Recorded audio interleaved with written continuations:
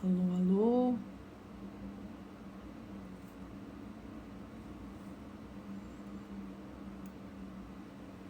Estamos a dizer aos seus seguidores. Olá, boa noite. Só deixar entrar aqui mais uma outra pessoa para não falar sozinha. Olá, Ruth! Olá, olá.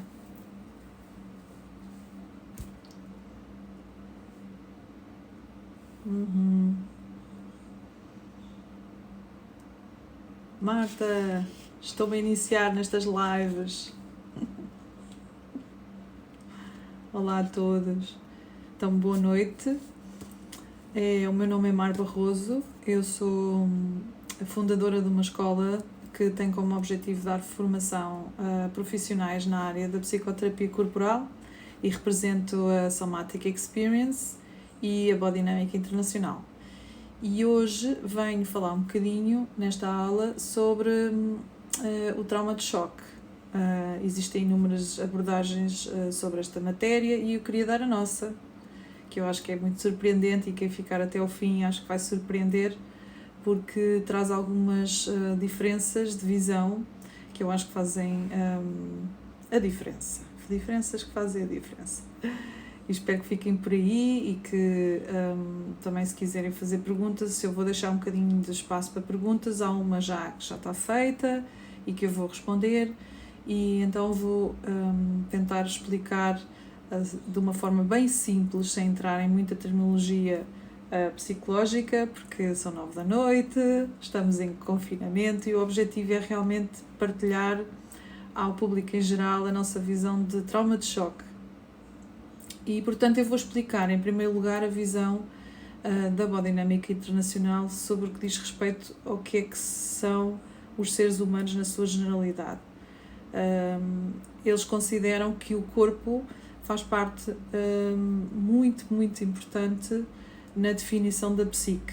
Ou seja, durante o desenvolvimento do ser humano, na sua infância, ele vai desenvolvendo aspectos da sua psique, vai aprendendo a desenvolver aspectos da psique e, simultaneamente, a desenvolver aspectos motores e autonómicos, nomeadamente ele vai aprender a alimentar-se, vai aprender a caminhar, vai aprender a brincar, vai aprender a ser autónomo, e em paralelo é como se fossem duas estradas, uma que diz respeito ao desenvolvimento musculoesquelético e motor e funcional, e outra estrada que diz respeito à função psicológica. Fazendo um paralelismo, na etapa da autonomia, a criança está a aprender exatamente a ser autónoma, a ser independente, a explorar os seus impulsos e as suas emoções, e em simultâneo estão a ser ativados grupos musculares, nomeadamente na zona abdominal, no piriforme, nas mãos, onde eles apontam muito, e portanto há músculos que estão a ser envolvidos e desenvolvidos nessa etapa do desenvolvimento psíquico. E o que é que isto diz respeito então à psicologia? Eles compreendem que o corpo tem uma função basilar na forma como o ser humano depois consegue enfrentar as suas dificuldades psicológicas, assim como ele também é comprometido quando existem condicionamentos psicológicos. E, portanto, existe essa interligação. E essa primeira etapa de vida, vamos dizer, até, sei lá, aos 5, 6 anos, eles falam de uma figura que se chama desenvolvimento do ego físico, ego corpóreo, que é uma figura que nunca vimos em outras escolas, já só ouvi falar, mas eles definiram, Elizabeth Marker definiu bem em concreto o que é o ego físico.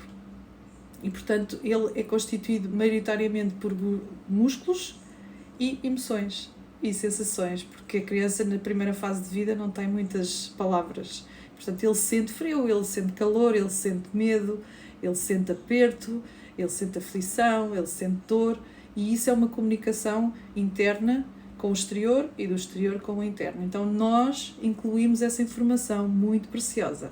E se nós formos ver nos adultos, eles às vezes queixam-se assim: eu sinto-me abandonado, não é? Ou sinto muito em baixo. E, portanto, as pessoas também comunicam muito pelo seu sentir e às vezes não conseguem traduzir em palavras de onde é que isto vem. Então, nesta primeira fase, eu quero-vos apresentar essa figura da constituição do nosso ego, que começa, na visão da Body Dynamic, pela constituição do ego físico. E depois, a partir ali dos 2 aninhos, começa a ser desenvolvido outros aspectos do ego. Começa a ser desenvolvido o ego individual, começa a ser desenvolvido o ego de papéis, ele é menino, ele é filho, e por aí fora, o ego observador. E, portanto, na visão da Body Dynamic, nós temos um ego que é constituído por várias camadas. Eu acho que a palavra ego, acho que alguns chamam self, mas acho que o ego toda a gente enquadra. E, portanto, isso é a visão nossa. Então, o que é que acontece com o choque? O que a Body Dynamic faz nos conhecer é que o choque, à semelhança, por exemplo, da definição de trauma também de Peter Levine, que foi buscar noutras escolas, e aí estamos todos a pensar igual, é algo muito intenso, é algo muito inesperado, é algo muito fora das nossas capacidades egoicas de lidar, que o nosso ego não dá conta, não consegue gerir. E, portanto, eu até hoje trouxe aqui um papelinho, porque estas coisinhas para te auxiliar, para fazer aqui uns bricolagens para tentar exemplificar, mas o que acontece com esse choque, com essa intensidade, com esse evento, tanto pode ser a morte de um familiar inesperada, pode ser um acidente de viação, pode ser uma doença repentina, pode ser uma notícia de um confinamento, pode ser um susto, e às vezes até o evento até pode ser inócuo, mas a idade e o contexto onde a pessoa está pode constituir um choque. Então o choque é algo que é muito intenso e eu vou usar o termo lato, a pessoa tem uma resposta dissociativa, ela dissocia daquele momento e ela não consegue egoicamente dar conta. E, portanto, o choque faz com que a pessoa vá para uma frequência que é um estado alterado de consciência. Não sei se vocês já ouviram essa expressão.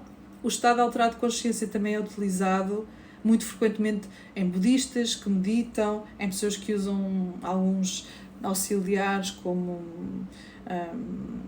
alucinogénios, para construir este estado alterado de consciência, que é uma espécie de saída do corpo. Eu saí fora de mim, é uma expressão que se calhar popularmente é conhecida. Então, quando isso acontece, a visão da Body Dynamic é que o corpo vai para uma instância que é constituída, que eles chamam o grande eu.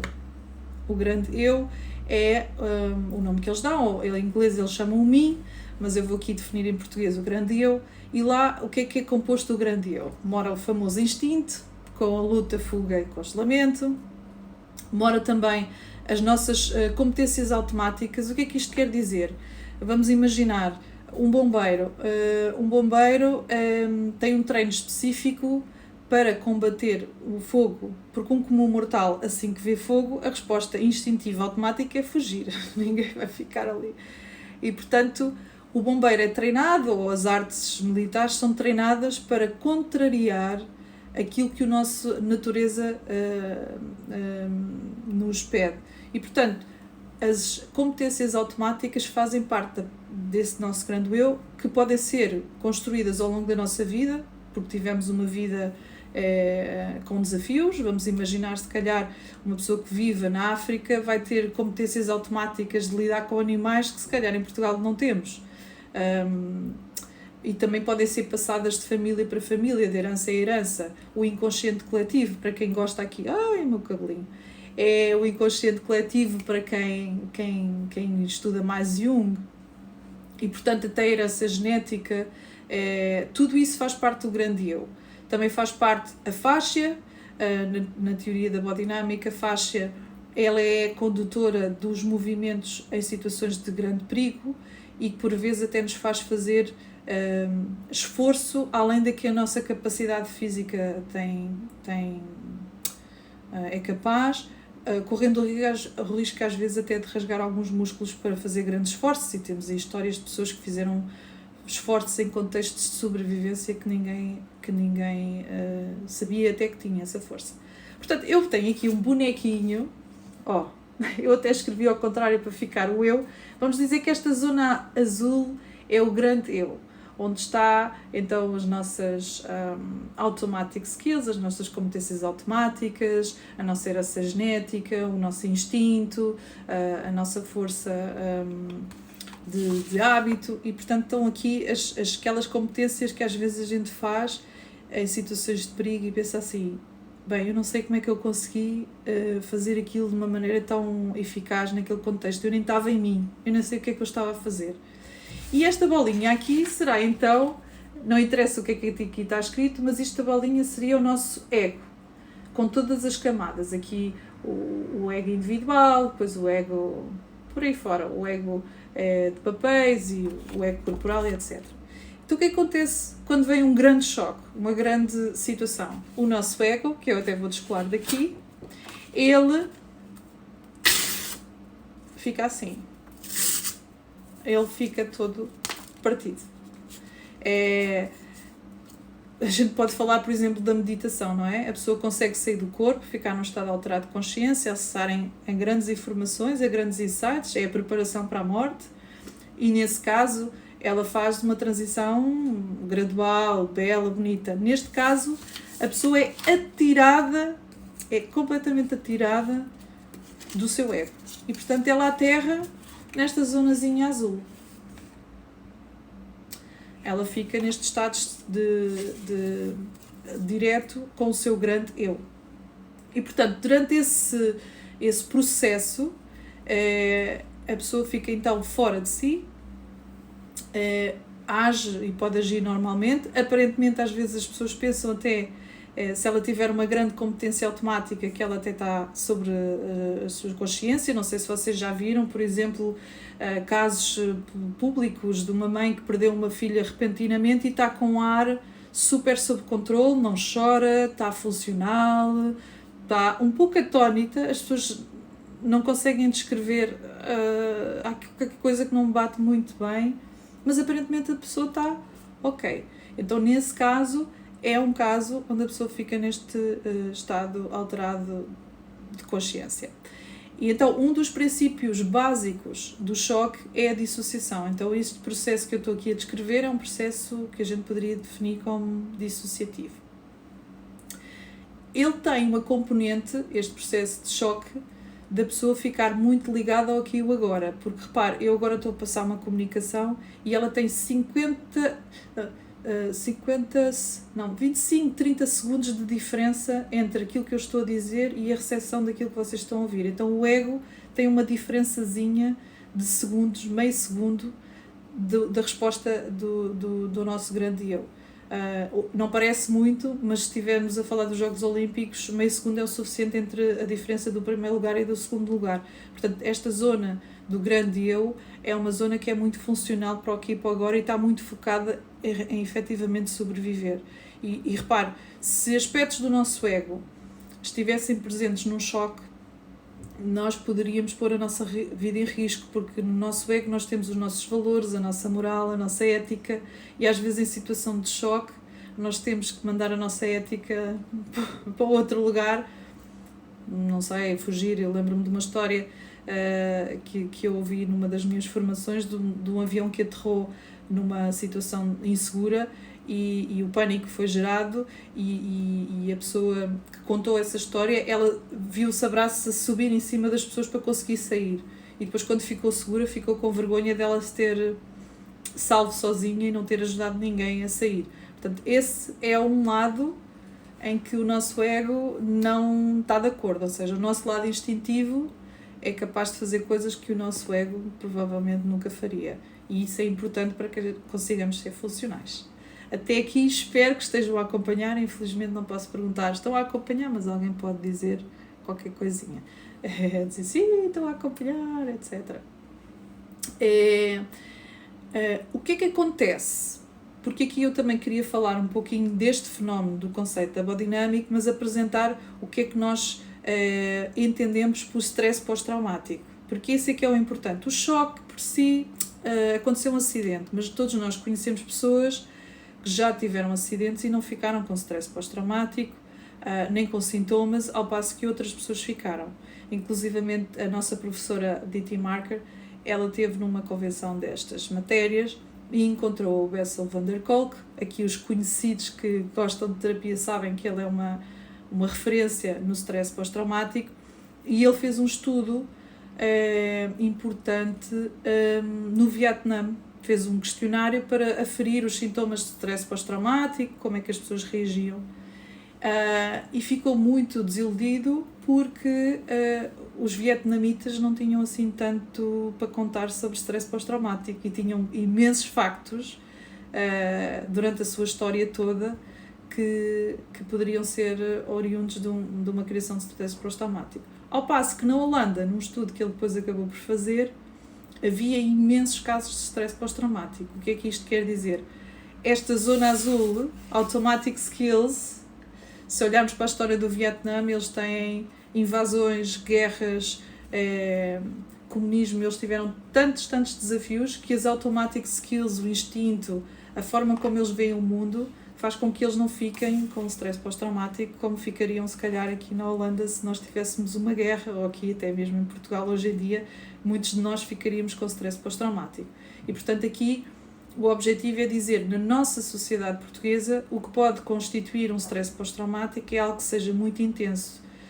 E portanto estaremos a referir a operações, cirurgias, mortes de familiares, acidentes de viação, violência doméstica, que é um colosso no nosso país e que cria imenso stress pós-traumático, é até na literatura comparado com uma pessoa que vive num cenário de guerra porque está constantemente em conflito e nunca sabe quando é que a bomba vai explodir. Portanto, temos muitos casos em Portugal de stress pós-traumático.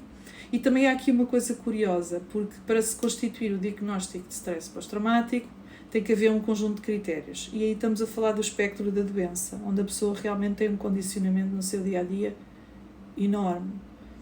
Mas vamos dizer que eu tenha um sintoma de stress pós-traumático, como insónia. Ou outro sintoma é flashbacks, acordados ou a dormir.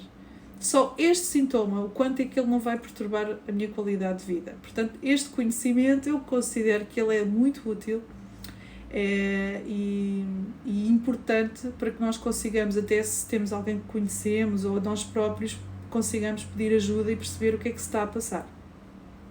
Então, o meu ego foi atirado, o meu ego está completamente estruturado depois deste evento, e o que é que eu posso fazer com isto? Então, durante este período após-choque, e aqui é que é importante, eu ia fazer uma outra metáfora. Vamos imaginar que o choque seria, nós temos um computador e abrimos o e-mail, o Zoom, o Skype, a pasta zipada, abrimos vários programas ao mesmo tempo. Ia dizer aqui o Tinder, mas já não, quero mais no telemóvel. Abrimos vários programas ao mesmo tempo. A certa altura o computador fica sem capacidade de abrir e nós, para conseguirmos que o computador eventualmente consiga fazer um download de um documento, vamos ter que fechar as pastas, porque chega a uma altura que ele não dá conta. Assim também é o ego, ou seja, o ego é como seria este computador. O choque está mais para vírus, aquele vírus que entra dentro do nosso computador e pumba, apaga o computador. Esse é o choque. E portanto ele fica nesse estado assim de desligamento. O que é que acontece quando nós ligamos o computador de novo? Vai aparecer aquela rodinha, quem tem Apple tem, não sei, no HP já não me lembro. Aparece aquela rodinha em que está a acontecer imensa coisa no computador, mas nós não conseguimos acessar ao que é que se passa no computador. Então, qual seria aqui a metáfora? Quando a pessoa é arrancada por uma situação de choque, ela fica então neste estado alterado de consciência. E este estado de alterado de consciência, ele pode demorar, se for um caso de terror, uma situação bastante grave, pode demorar até 6 meses da época de crise. E aqui que é importante nós refletirmos, porque o choque em si, o evento em si, pode não traumatizar, pode não criar stress pós-traumático. Este período de crise é que é importantíssimo para a constituição de sintomas de stress pós-traumático, porque é durante este período de crise que a pessoa vai tentar reorganizar o seu ego outra vez, vai tentar pôr as coisinhas no sítio como elas eram antes. E todos nós sabemos, por exemplo, é muito comum, eu estou aqui a insistir com a morte familiar, mas se calhar todos nós, eu já não sou a mesma pessoa desde que perdi aquele ente querido. Portanto, existe um processo de crise pós-trauma que desidentifica um pouco a pessoa.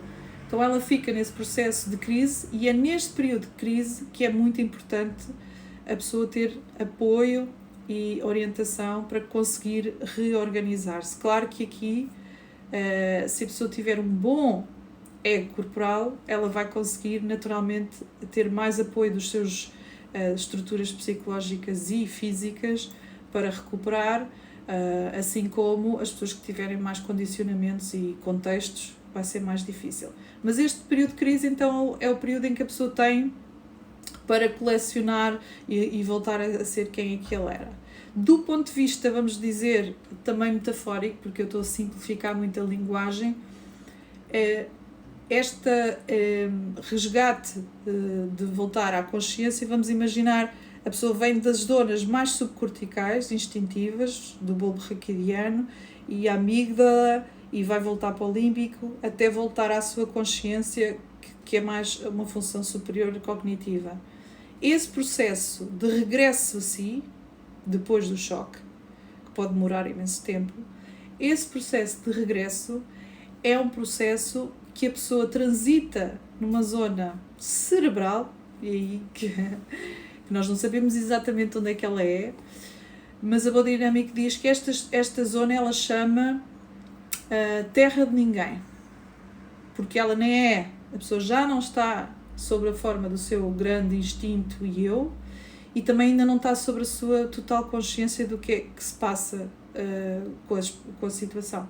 Portanto, ela passa por um percurso que se chama a terra de ninguém, e ela traz desse percurso da terra de ninguém uma decisão macro na vida.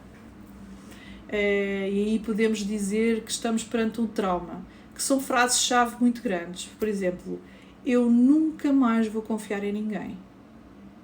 Vamos imaginar na sequência de um abuso sexual, a pessoa sai com essa frase feita, eu nunca mais vou confiar em ninguém. Ou, por exemplo, uma frase, eu nunca mais vou amar mais ninguém. Por exemplo, quando alguém pode falecer. Ou a vida é muito perigosa, quando se tem um acidente que quase morreu. Então ela traz uma decisão macro para dizer assim, grande eu, já vou voltar, mas fica tranquilo que eu nunca mais vou passar por isto.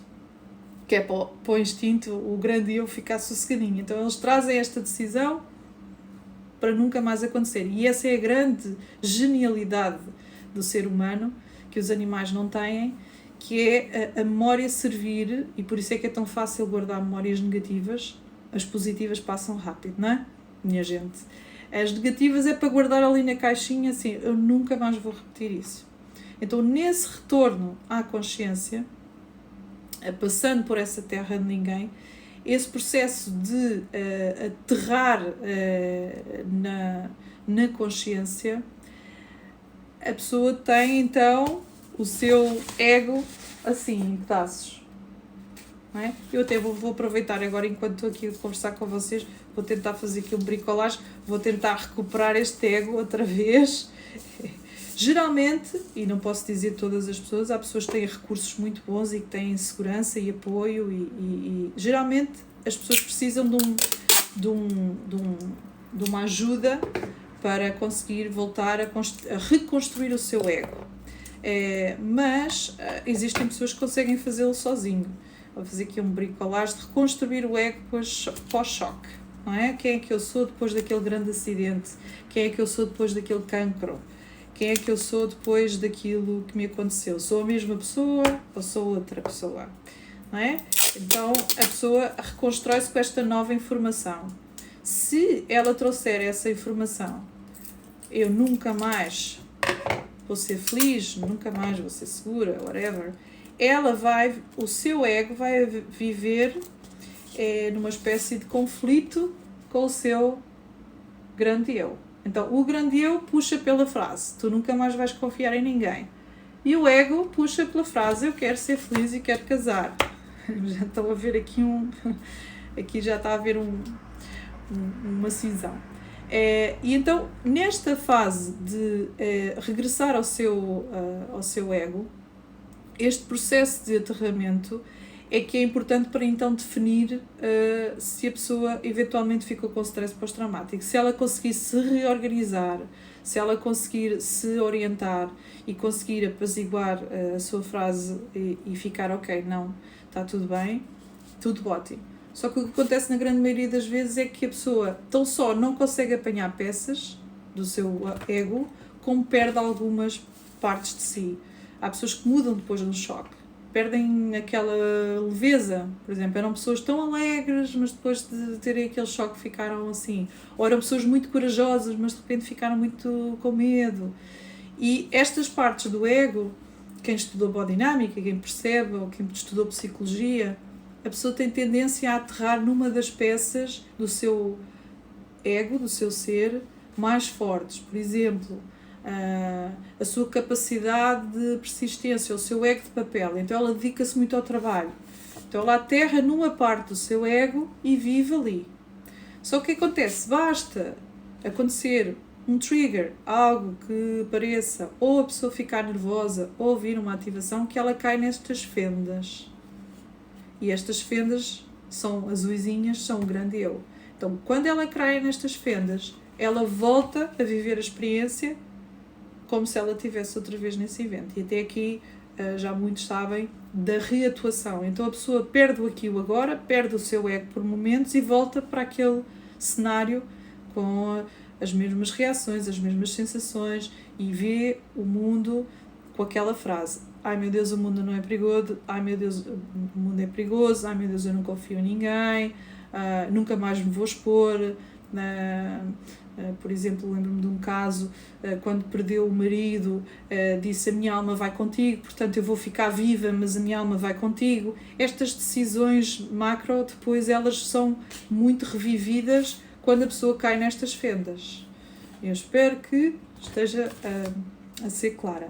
Então, qual é o objetivo da Biodynamic? A Biodynamic tem a crença que este grande eu tem uma função muito específica e ela deve ser mantida, que não devemos mexer com esta energia no sentido de tentar diminuí-la ou suprimi-la ou acalmá-la. Eventualmente, se a pessoa tiver um ataque de choque, depois com uma revivência posterior, a gente rapidamente tem técnicas para acalmar a pessoa e para ela voltar a si. Não é essa a questão. Só que depois ela sai do consultório ou sai do contacto com a pessoa que ajuda e ela volta a reviver, volta a ter flashbacks, volta a ter pesadelos, volta a ter os mesmos sintomas e, portanto, isso não resolve muito. Então, o que é que nós entendemos que seja útil para o caso do stress pós-traumático? É a pessoa conseguir aumentar o seu ego, a capacidade de reconstruir o seu ego, ela conseguir fazer com que o ego seja mais estruturado, neste caso não só como ele era antes, mas provavelmente vai ser maior, porque já deve incluir a nova informação. Imagina o que é que será uma pessoa que viveu a morte de um ente querido, não só ela será aquilo que ela já era, como será uma pessoa mais forte.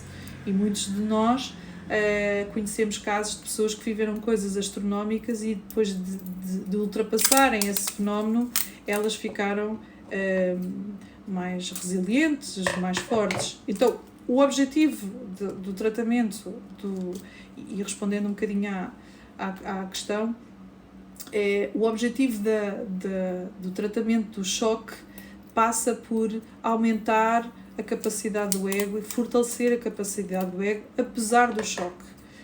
Claro que há níveis de stress pós-traumático que nós temos que educar os nossos clientes a entenderem que nunca vão perder, porque isso faz parte da natureza humana de nunca mais esquecer e passar por aquilo. Portanto, a renegociação dessa frase feita pode ser feita do ponto de vista cognitivo, mas do ponto de vista somático podemos ensinar a pessoa a viver com os sintomas, saber como é que eles existem e a minimizar através do desenvolvimento do seu ego, para que ela não recaia tanto. Por exemplo, vou dar um exemplo meu, eu tive um acidente de carro na autoestrada fiquei bem, foi assustador, não é?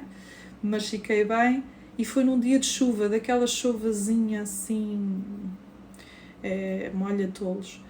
E é curioso que às vezes quando chove, quer eu esteja a conduzir ou alguém que eu conheço está na estrada, eu tenho um flashback. Então isto é um sintoma de stress pós-traumático muito simplesinho, mas é o suficiente para me deixar um pouco assim, poxa, mas estou a pensar na minha tia que está hoje de carro para ir para Santarém, não faz sentido, estou preocupada que se ela vai ter um acidente. De onde é que isto vem? De onde é que esta memória vem? Então isto é um exemplo de um pequeno sintoma de stress pós-traumático que eu já aprendi a identificar. Nunca tratei esse caso, porque nunca achei o caso. Um dia, quando eu tiver agenda, eu vou tratar disso. Mas até lá eu sei de onde é que ele vem e eu rapidamente já aprendi, já tenho recursos para conseguir entender de onde é que ele vem e para onde é que ele vai e o que é que vai acontecer. Então imagino o que é que seria fazermos isto com um grande choque. Será, além da pessoa conseguir minimizar os sintomas e conseguir aliviar os sintomas, vamos também fazer aquilo que a biodinâmica acredita, que é crescimento pós-traumático. Nós, por exemplo, temos esses rituais em tribos mais antigas, não sei se vocês conhecem, mas existem tribos que têm rituais de...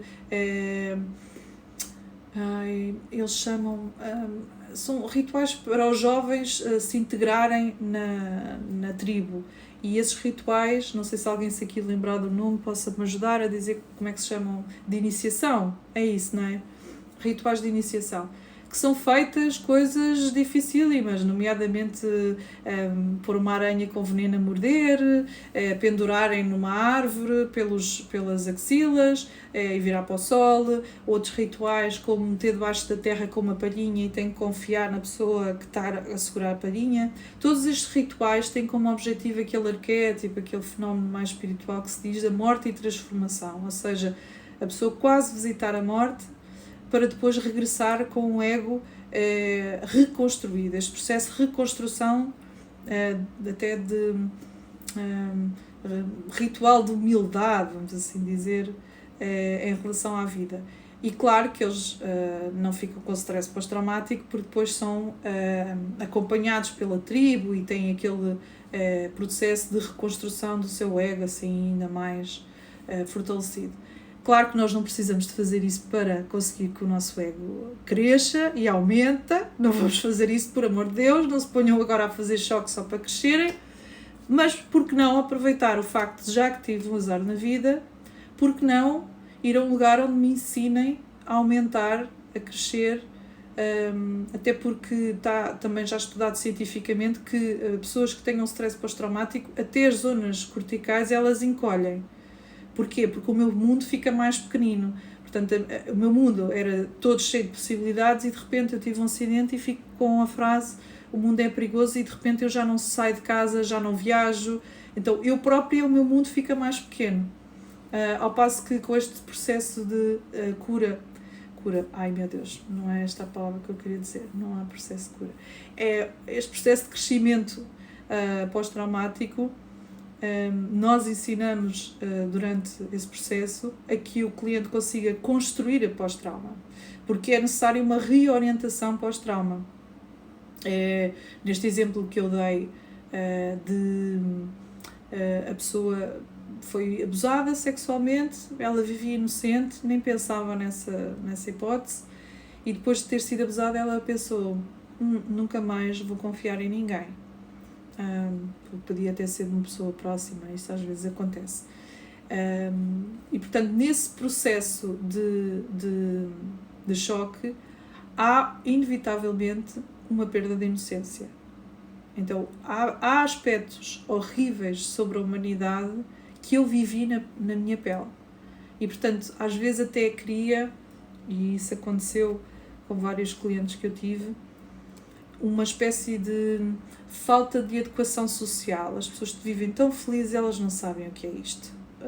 Parece que as pessoas não conseguem sentir-se enquadradas depois de um choque as pessoas estão aqui a falar da vida e não sabem, eu fui abusada, ou as pessoas estão aqui a falar de problemas mundanos e eu que tive um cancro, quase faleci e estou tão grata pela vida. Ou seja, isto transforma, faz dilatar a nossa compreensão sobre o mundo, que é maravilhoso, só que se não houver depois esta crise a ser bastante enquadrada, faz que a pessoa ainda fique mais afastada do mundo, porque ele fica muito preso na sua dinâmica. Portanto, é importante este processo de reconstrução, de reorientação, e esse crescimento, ele é inequívoco, porque já temos o ego que tínhamos, ainda incluímos esta nova informação de uma forma vivida. Então, além do nosso ego já estar aqui, juntei mais, tem menos fendas,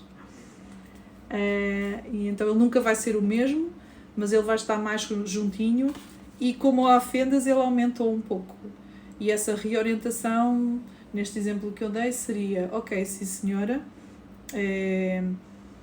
eu fui abusada porque existem psicopatas, porque existem pessoas sem formação, mas eu confio nas pessoas, eu consigo distinguir que aquilo foi um evento específico que me aconteceu e incluo isso na minha vida.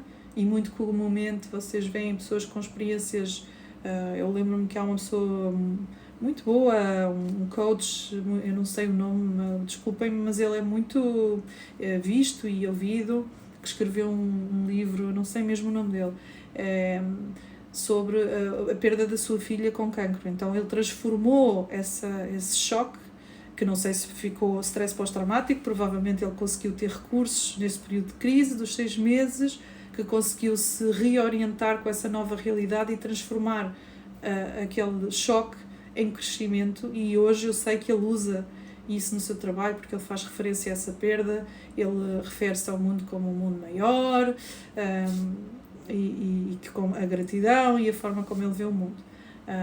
Mas aqui até estou a falar de aspectos mais filosóficos, mas podem ser aspectos muito concretos do dia a dia. Realmente a pessoa passar de um estado de insegurança e constante. Jorge Coutinho, exatamente, a Ruth ajudou-me. Muito bem, exatamente. Mas eu estou a dar um exemplo porque me ocorreu, mas certamente vocês lembrarão de muitos e pensarão o que é que estas pessoas fizeram, porque às vezes é possível fazê-lo sozinho ou com apoios certos. Neste caso, eu estou aqui hoje para oferecer esta informação, esta forma de ver, e ao mesmo tempo promover um curso que nós vamos abrir. Vou ser muito honesta, nós temos um curso de formação a começar dia 17, em que vamos fazer este processo de ensinar, e esperamos que as pessoas que aprendam passem a outras pessoas e que essas pessoas passem a outras pessoas, porque todos nós certamente vamos ter um choque, vamos ter alguém próximo que vai estar em situação de choque, e termos alguém por perto que saiba efetivamente o que é necessário. Obviamente que aquilo que é competência dos profissionais será reencaminhado para os profissionais, mas também saber reconhecer porque é que a pessoa reage assim, o que é necessário, o que é essencial, a pessoa, quem é que ela deve recorrer, que recursos é que ela deve fazer.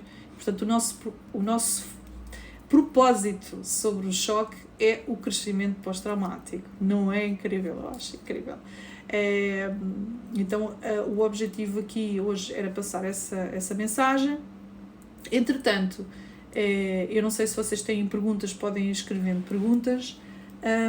Eu queria responder a uma que fizeram durante a nossa promoção, que foi se um pai abandonar um filho pode constituir um choque. E a resposta pode ser sim e não. Então vou a Marcelo Rebelo de Sousa. Sim e não. Como assim? Ora bem, se o pai, por exemplo, desaparecer inesperadamente, um dia a criança chega a casa, beijinhos, estou aqui a mandar beijinhos, o pai não vai comprar cigarros, não é? O clássico, e desaparece. E no dia em que a mãe percebe, ou a criança percebe que o pai não está, não há notícias, não há informação, isso pode constituir um choque, porque é algo intenso, inesperado, e que a criança, ou a idade que tenha, até um adulto sofreria desse mal, não é? O nosso pai desaparecer de um dia para o outro sem notícias, sem atender o telefone, sem aparecer, Nesse contexto específico, temos reunidas as condições para constituir um choque. Então acontece todo este fenómeno que eu expliquei. A pessoa sai do seu corpo, ela entra num modo automático, com aquilo que tiver, porque há pessoas que têm um eu superior máquina, ou seja, quase nem distingue que ela está no eu superior ou não. Há pessoas máquinas, pessoas das forças especiais. Temos aí o João que trabalha no INEM, de certeza que ele no lado automatic skill deve ser top. E há outras pessoas que, por força das circunstâncias, uma vida mais simples, mais sem problemas, provavelmente não terão tantos recursos nesta zona do seu grande eu. Depois depende de pessoa para pessoa. Mas, de forma geral, se o pai ou a mãe ou um ente querido desaparecesse de forma repentina, sem aviso, o contexto é propício para constituir um choque. É uma coisa inesperada, intensa, overwhelm, e o corpo sai desse estado de consciência. É um choque. Claro que o que acontece depois desse evento pode fazer a diferença. A pessoa pode eventualmente ter apoio, depois ter uma explicação, o pai telefona, entretanto o pai teve que se ausentar porque teve uma crise existencial e voltou, ou foi viver para a casa de outra pessoa, mas a criança gradualmente vai ficando sanada nesse período de 6 meses e vai conseguindo voltar a si, voltar ao entendimento e à consciência com aquela nova informação. O pai foi embora, mas o pai está cá, noutra casa. Se o abandono for um abandono daquele clássico que a gente infelizmente sabe, o pai não veio hoje, não vem amanhã, e nós chegamos a adultos e assim, o meu pai abandonou ou era muito jovem. Aí estamos a falar de um trauma de desenvolvimento, que é trabalhado de uma forma completamente diferente. Aí é tudo a ver com ego. O teu ego, o condicionamento é no ego, o comprometimento é no ego, pode ter consequências imensas, inclusivamente até pode ter consequências a nível do ego físico, que eu expliquei aqui no início da aula, que é a pessoa ficar ansiosa, mas isso faz parte do ego físico. Por tudo o que é sintomas, sensações, emoções e músculos, estamos a falar de ego corporal. E portanto a pessoa até pode ficar ansiosa, pode ter ataques de pânico, pode ficar nervosa, pode ficar bulímica, mas isso são tudo consequências no ego da pessoa, não estamos a falar da mesma coisa. E portanto nesse caso não foi um choque. O choque realmente é algo que é repentino. Podemos complexificar, que é o trauma complexo, que é um choque em cima da etapa de desenvolvimento. Portanto, eu estou com 2 anos, estou a desenvolver a minha autonomia, a explorar os meus objetos, a explorar as minhas coisinhas,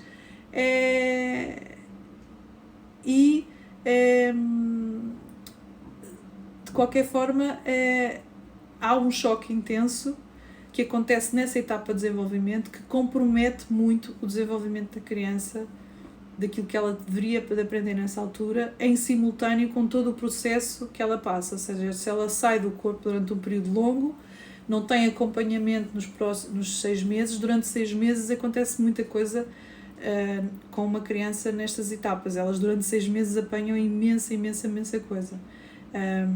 Então é complexo, aquilo que a gente chama de trauma complexo, que é bem mais difícil de tratar, porque mistura as duas instâncias e portanto tem que se trabalhar os dois aspectos, e hoje eu não vou vos maçar com essa complexidade, mas quem depois estiver curioso pode frequentar a nossa formação. A Liliana está aqui a fazer uma pergunta. Falaste da violência doméstica, um flagelo em Portugal, de que forma se pode manifestar o stress pós-traumático em quem sofreu diretamente ou assistiu? Insónias, flashbacks, ou que se possa estar atentos? Muito boa pergunta. Então, eu falei do trauma de terror. Trauma de terror é tudo o que pode acontecer connosco, diretamente. Portanto, uma violência direta. E aí temos a janela de 6 meses. Quando estamos a falar de trauma de horror, é quando nós assistimos a algo e não podemos fazer nada. E, portanto, aqui aplica-se as duas tipologias de trauma, de choque, na violência doméstica. Portanto, a própria vítima que recebe a violência será trauma de horror, as pessoas que assistem, familiares, principalmente crianças, trauma de terror. No caso do trauma de terror, infelizmente, o período de crise pode durar até 2 anos. E, portanto, é muito mais complexo o trauma de terror de ser tratado. Acontece exatamente o mesmo fenómeno que aqui descrevi. A janela de recuperação do ego é que é muito mais abrangente e, portanto, a janela é maior e, portanto, faz com que o regresso à consciência e ao ego e a quantidade de frases que nós podemos construir na terra de ninguém são imensas. A vida não é confiável, a vida é feita de violência, quem ama bate, sei lá, tantas coisas que podem acontecer. E, portanto, o trauma de choque, ele é muito difícil. Eu acho que eu arriscaria, não tenho nenhum dado científico, portanto tenho que ter muito cuidado com o que estou a dizer, mas arriscaria a dizer que é difícil, principalmente se for uma criança pequena, assistir a um gesto físico de violência, psicológica também se for com gritos, porque se for mais subtil é difícil a criança entender, mas acho difícil a criança assistir a um gesto de violência, às vezes até pode ser um grito, e não ficar com choque. Lá está, se logo a seguir ela conseguir ser acalmada e ficar tudo bem, etc., pode ser que ela fique sem stress pós-traumático. Agora, se estivermos a falar de uma diária sistemática violência, aí já não estamos a falar de trauma de choque. Aí estamos a falar de trauma complexo, que é complexo, porque a criança, infelizmente, o choque é uma coisa que nos surpreende. Se eu todos os dias vejo aquele hábito, torna-se um hábito, não é? Todos os dias é normal, a vida é assim, é normal, e portanto deixa de ser um choque. E todos nós, se conhecemos alguém que viveu violência doméstica, eles banalizam muito a violência, eles descrevem a sua vida como se fosse normal. Sim, o meu pai batia, a minha mãe e tal, e é normal, não, e para o comum dos mortais pensam assim, oh meu Deus, que horror. Mas aí podemos não estar necessariamente numa situação de choque, porque eventualmente pode haver o hábito. Mas a primeira vez que houve essa noção, pode sim haver choque. A primeira vez que viu bater é surpreendente, então aí faz choque, ou os limites até onde a violência vai, não é? Uma situação onde há uma grande violência e partem uma porta, ou a pessoa desmaia, ou há um contorno mais violento, aí em si é o choque. Mas depois do hábito, a criança habitua-se. Estou aqui a dizer que parou, não sei se é da internet, se é aqui, não parou. Não sei. Alô, alô? Olha a Isabel Coutinho! Sim, exatamente, contam como... então é algo mais complexo, é algo que já está internalizado, e é exemplo que eu dei, ou seja, mistura-se o trauma de choque com o trauma complexo. Não sei se alguém tem mais alguma questão sobre o stress pós-traumático e o que é choque.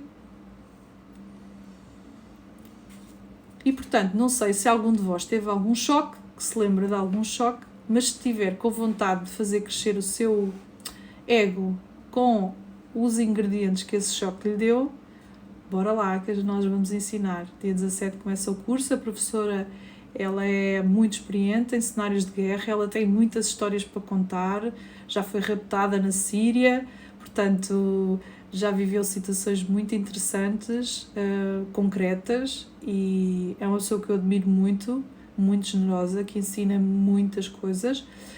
O processo de formação, ele tem 3 módulos, que é nós escolhermos um choque que queiramos tratar, e depois a segunda parte é para profissionais que queiram depois aplicar essa aprendizagem nos seus clientes e nas pessoas que achem-se capazes de o fazer. Ele então vai trabalhar um protocolo muito específico, onde nós vamos aprender como é que vamos reconstruir o nosso ego depois do evento, passa por várias fases, para trabalhar o momento que eles chamam de momento pico, para percebermos como é que está o nosso eu a nível de competências automáticas, e finaliza com uma corrida que vai ativar a fáscia, que vai ativar o elemento reflexo, este eu, para que seja reorganizado o evento no sistema reflexo, no sistema corporal, no sistema psicológico. É uma formação que vale a pena investir. 6 meses são fixos? Não, é uma janela que até foi definida pela psicologia convencional, é uma janela até 6 meses. Claro que não vamos estar com o calendário. Imagine-se que o seu nome é Ziza, não sei o nome. Imagine-se que a pessoa consegue em 2 meses voltar a si. A janela de tempo é realmente para termos uma referência, ou seja, até pela negativa. Se nós temos uma pessoa que faleceu um ente querido e passou um ano e ela ainda não está bem, ainda não está funcional, ainda não consegue recuperar as suas rotinas, nunca mais voltou a ser a mesma. Portanto, nesse caso é um alerta, há qualquer coisa aqui que não está bem. Portanto, nós precisamos de dar uma dica e se estivermos por perto, tentar ajudar, sim. É uma referência, exatamente. A Joana deve ser da área, não é, Joana? Parece-me que sim. Liliana diz assim, penso que é uma janela de tempo para a reorganização das funções do ego, sim. O forte que a Bodynamic defende e que as novas psicoterapias corporais estão a integrar o corpo nas terapias, as terapias cognitivas comportamentais também já estão a incluir. Eu, quando fiz o meu mestrado recentemente, já incluí o mindfulness. No entanto, a nossa visão é a importância dos nossos músculos até para gerir as nossas emoções. Nós temos músculos importantes, por exemplo, nos nossos glúteos, que são importantíssimas para nos ajudar a ficar centrados. Temos no nosso diafragma um apoio muscular importantíssimo na gestão da nossa energia, na gestão das nossas emoções. Nos nossos pés, o clássico grounding, mas o grounding, graças a Deus, a gravidade ajuda-nos a ficar enraizados, não é? Porque ela põe-nos para baixo. Mas até que ponto é que nós nos empoderamos do nosso contacto com o chão? Então, nos músculos do pé, temos vários músculos que nos auxiliam a fazer uma das coisas que é raptada pelo choque, que é o teste de realidade. Eu não sei se os meus coisinhos estão a fazer barulho. Aqui nos brinquinhos. Então, nos pés, temos a função psicológica teste de realidade, não é? Então, o teste de realidade, as fronteiras, os limites são raptados no choque, a gestão de energia também é retirada, o centro é retirado, porque eu tenho que sair do meu ego para poder viver aquele horror, não é? Como é que o meu ego vai voltar a si e ter participado naquela violação? A minha professora brinca muito, que ela é uma pessoa de direitos humanos e eu identifico-me com ela nesse aspecto. Ela é uma pessoa de direitos humanos e adora pessoas, e nunca mataria ninguém, mas se tiver numa situação de perigo em que seja ela ou alguém muito que ela gosta, um filho dela, ela vai ser capaz de fazer coisas que o seu ego não vai autorizar. Então é essa nossa capacidade de retirar-nos daquilo que é o nosso principal ser, os nossos valores, a nossa moral, a nossa conduta, aquilo que a gente acredita. Se nós levarmos isso para uma situação de limite de vida, nós não vamos conseguir ser funcionais. Estão aqui a pedir mais informações, nós depois vamos deixar um link a seguir a esta live para vocês verem. Também podem ver no bodynamics.com, que é a psicoterapia internacional, tem um site internacional. Eu não sei se vocês têm mais alguma questão sobre o trauma de choque, sobre este crescimento pós-traumático, porque entretanto eu acho que o Bruno Nogueira já deve ter ativado a sua live e eu imagino que vão todos a correr para lá a seguir, e eu acho que também já estou a ficar na minha hora, que isto só dá para 1 hora, não é? Eu sou nova nestas coisas, não sei.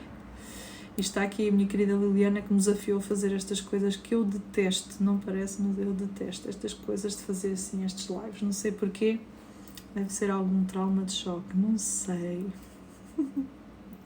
Não sei, se não tiverem mais perguntas, eu despeço-me por hoje. Eu gostei muito, estou muito feliz. 37 pessoas, estou feliz, porque se eu imaginar uma sala com 37 pessoas é muita boa energia, é muita gente maravilhosa. Agradeço muito, espero ter trazido alguma informação e depois nós vamos deixar esta live nas nossas redes sociais para vocês reverem alguma coisa, está bem?